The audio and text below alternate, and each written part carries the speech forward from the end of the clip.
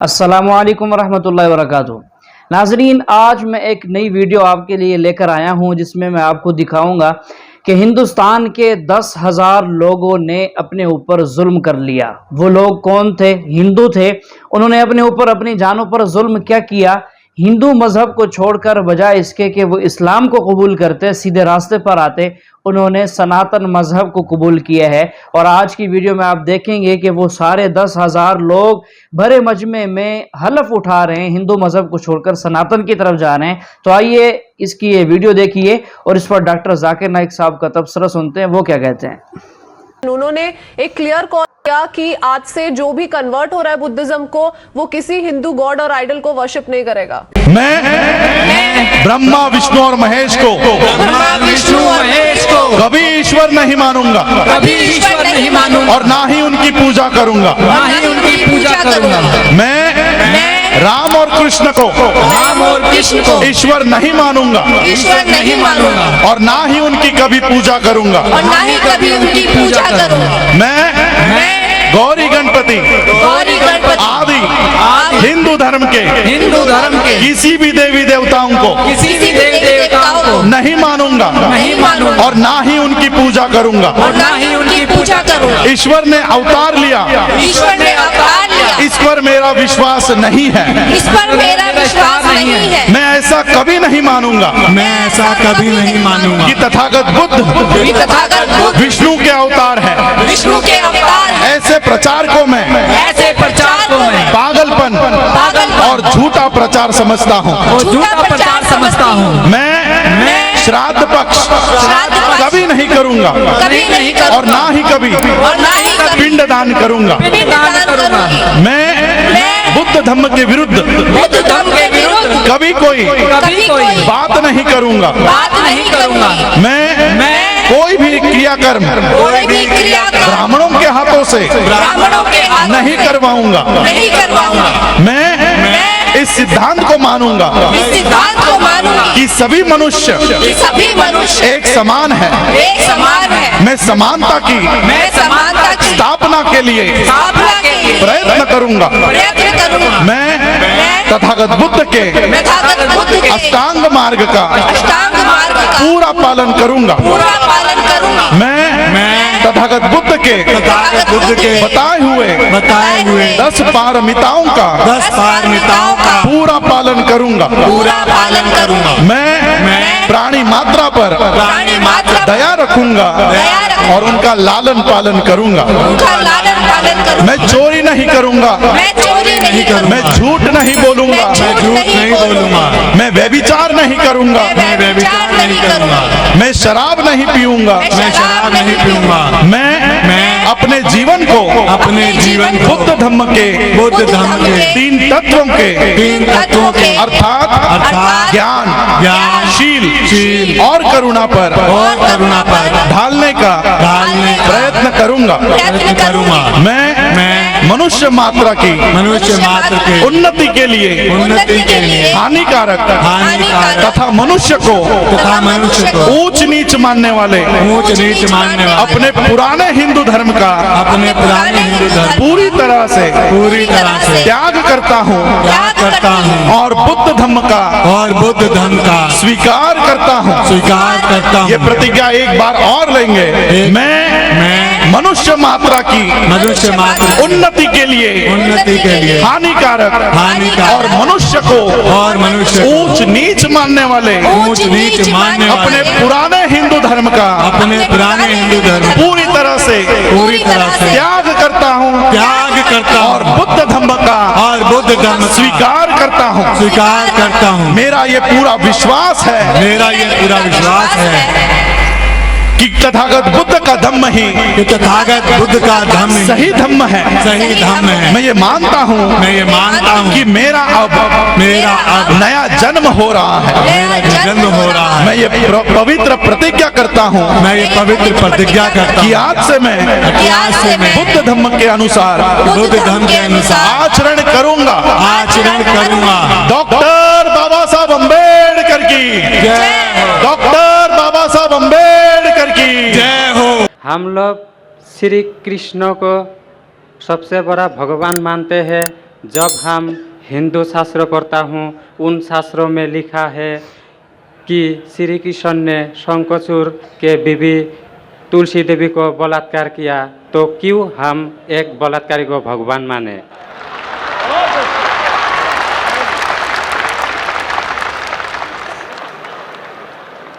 भाई साहब का सवाल है कि हम श्री कृष्ण को भगवान मानते हैं, अगर उसने बलात्कार किया है तो बलात्कारी को भगवान क्यों माने? भाई साहब, जैसे मैंने कहा कि मैं हिंदू धार्मिक किताब पढ़ चुका हूँ, वेद पढ़ चुका हूँ, महाभारत पढ़ चुका हूँ, रामायण पढ़ चुका हूँ, और मैं जब पब्लिक में प्रचार करता हूँ तो मैं ऐसा प्रचार करता हूँ, अच्छी बातें कहता हूँ, पढ़ता हूँ सब कुछ, यकसानियत की बात करता हूँ और कहता हूँ, इख्तिलाफ की नहीं करता हूँ। आपने जो सवाल पूछे कि क्यों मानते, मैं आपसे पूछूंगा आप क्यों मानते? आप अगर कहते नहीं मानना चाहिए तो आप मत मानो। तो मैं समझता हूं कि अगर श्री कृष्ण सही में भगवान के अवतार है, अगर सही में पैगंबर है, तो कोई भी पैगंबर बलात्कार नहीं कर सकता है। सर लिखा है, तो बोई में लिखा है, किताब ग्रंथ में लिखा है। भाई साहब, मैं जानता हूँ, मैं आपका जवाब देता हूँ, मैं जानता हूँ, मैंने नहीं कहा कि आप गलत कह रहे, मैं आपको कह रहा हूँ ना। मिसाल देता हूँ मैं, लूत अलैहिस्सलाम कुरान में लिखा है कि अल्लाह के पैगंबर है, बिल्कुल ठीक है, लेकिन श्री कृष्ण अल्लाह के पैगंबर है, कुरान में नहीं लिखा है। लेकिन अल्लाह के रसूल फरमाते हैं कि इस धरती पे 1,24,000 पैगंबर भेजे, नाम से 25 है, उन 25 में से एक का नाम लूत अलैहिस्सलाम है। जब मैं बाइबल पढ़ता हूँ, बाइबल में लिखा है कि लूत अलैहिस्सलाम ने जिना किया अपनी बेटियों के साथ, जो आपके शास्त्र में लिखा है उससे बड़ा गुनाह लिखा है बाइबल में। तो मैं क्या कहता हूं, वो बाइबल में गलत लिखा है। लूत अलैहिस्सलाम पे मैं इल्जाम लगा ही नहीं सकता हूं, क्योंकि लूत अलैहिस्सलाम अल्लाह के पैगंबर है। अब समझिए ना। तो मैं कहता हूं कि वो चीज जो बाइबल में है वो मिलावट है। अल्लाह के पैगंबर कभी भी अपनी बेटियों के साथ जिना नहीं कर सकते। तो मैं कहता हूं लूत अलैहिस्सलाम पैगंबर है, लेकिन वो चीज गलत है। जहां तक कि श्री कृष्ण का सवाल है, श्री कृष्ण का नाम कहीं भी कुरान में नहीं आया है, कहीं भी हदीस में नहीं आया है, लेकिन हमारे पैगंबर मोहम्मद सल्लल्लाहु अलैहि वसल्लम आखिरी पैगंबर फरमाते हैं कि दुनिया में 1,24,000 पैगंबर आ चुके। तो कोई मुझसे पूछता है क्या श्री कृष्ण पैगंबर हो सकते, तो मैं कहता हूं मुझे पता नहीं, हो भी सकते नहीं भी हो सकते। मैं ये नहीं कह सकता हूं कि कृष्ण अलैहिस्सलाम, ये नहीं कह सकता क्योंकि मैं जानता नहीं हूं, बराबर ना। लेकिन अगर है भी तो जितने पैगंबर आखिरी पैगंबर मोहम्मद सल्लल्लाहु अलैहि वसल्लम के पहले आए वो सिर्फ उन लोगों के लिए थे और उस वक्त के लिए थे। आज तुम्हें मानना चाहिए आखिरी पैगंबर मोहम्मद सल्लल्लाहु अलैहि वसल्लम। तो इसीलिए इस शास्त्र के बारे में मैं जानता हूँ, श्री कृष्ण के बारे में, मैं राधा के बारे में भी जानता हूँ, श्री कृष्ण की कितनी बीवियाँ दो भी जानता हूँ। श्री कृष्ण की 8 बीवियाँ थी, बाद में जंग के मैदान में 16,100 बीवियों से शादी किया, कुल मिला के उनके पास थे 16,108 बीवियाँ। कितनी? 16,108 बीवियाँ महाभारत में लिखा है, और उन 16,108 में से राधा उनकी बीवी नहीं थी। और आपने जो कहा वो भी सही है। अभी मैं ज्यादा तफसील से बात नहीं करना चाहता हूँ, लोग कहेंगे जाकिर तनकीद कर रहा है, तो इसीलिए मैं इस बात को कतई नहीं मानता हूं कि ये भगवान की तरफ से हो सकता है। आप समझते ना।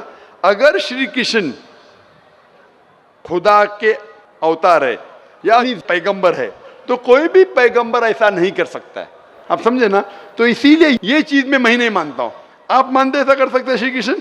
किताब में लिखा है तो लिखा है तो, लेकिन तो आप नहीं मानते हैं। बिल्कुल सही, बराबर। मैं भी नहीं मानता हूं, मैं भी नहीं मानता हूं, क्योंकि कोई भी भगवान के पैगंबर या अगर पैगंबर जो अच्छे इंसान, पैगंबर तो दूर की बात है, कोई भी अच्छा इंसान बलात्कार कर ही नहीं सकता।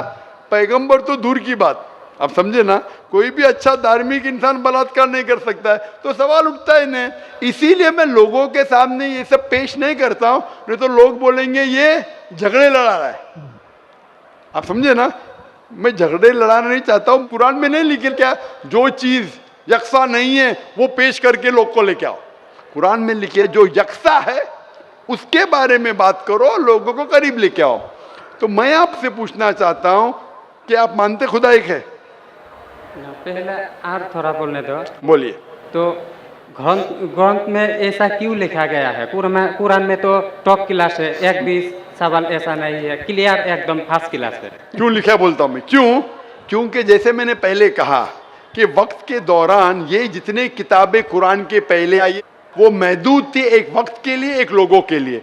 वक्त के दौरान बदलते गई और एडिशन आते गए। जैसा मैंने पहले कहा कि महाभारत असल में जब आप पूछेंगे पंडितों से, महाभारत सबसे पहली बार अर्जुन के ग्रैंडसन ने कहा था। महाभारत उस टाइम 8000 श्लोक थे। उसने दोस्तों से कहा, बच्चों ने, बाप ने बेटे से कहा, फिर वो बाप ने बेटे से कहा, अपने बेटे से कहा, कहने से हो गए 24,000 श्लोक। अभी 8000 से 24,000, 16,000 तो कोई ना कोई लिखाएगा ना, खुदा ने थोड़ी लिखे, वो तो इंसान ने लिखे। आज के तारीख में 1 लाख श्लोक है, तो ये सब मिलावट है ना, तो ऐसे मिलावट आती गई। इसीलिए मैंने जब पूछा कि अगर 1 गिलास पानी है, साफ पानी है, 1 कतरा गटर का पानी आपके सामने डालूंगा, गंदा पानी, काला पानी, 1 बूंद उसे मिलाऊंगा तो नजर नहीं आएगा। आप वो पानी पीएंगे? क्यों? मिलावट है। अगर चुपके से किसने मिलाया आपको नहीं पता तो शायद पी लेंगे, बराबर ना। तो जब पता चल गया कि मिलावट है बाकी शास्त्रों में, तो साफ और सुथरे शास्त्रों की तरफ आओ ना। इसमें एक भी मिलावट नहीं है।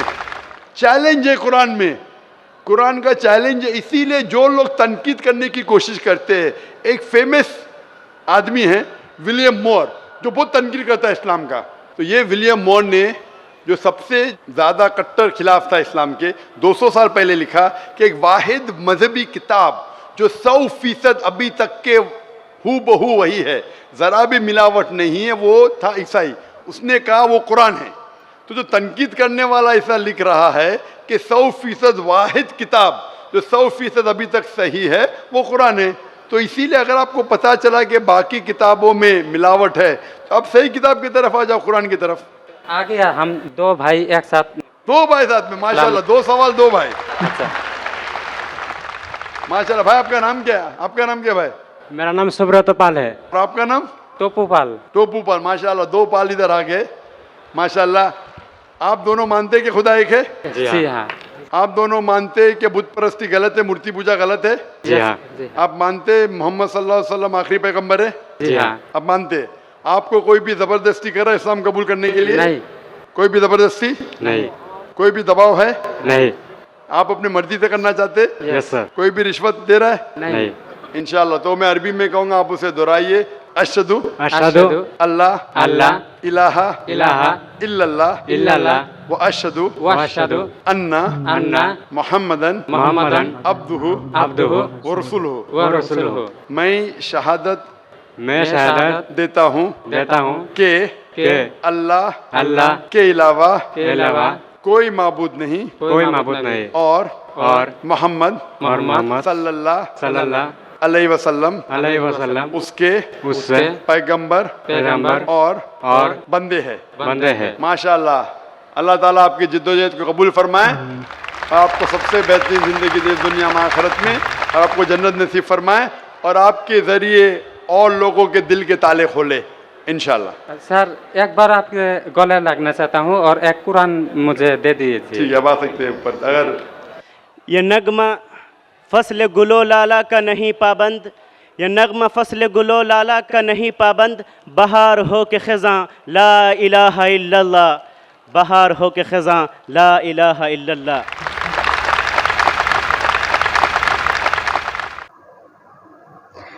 माशाल्लाह नाजरीन, जब हक़ सामने आया तो इन 2 भाइयों ने हक़ को कबूल किया और इस्लाम को कबूल किया है। तो दुआ कर सकते हैं अल्लाह ताला इनको इस्लाम में साबित कदमी नसीब फरमाए।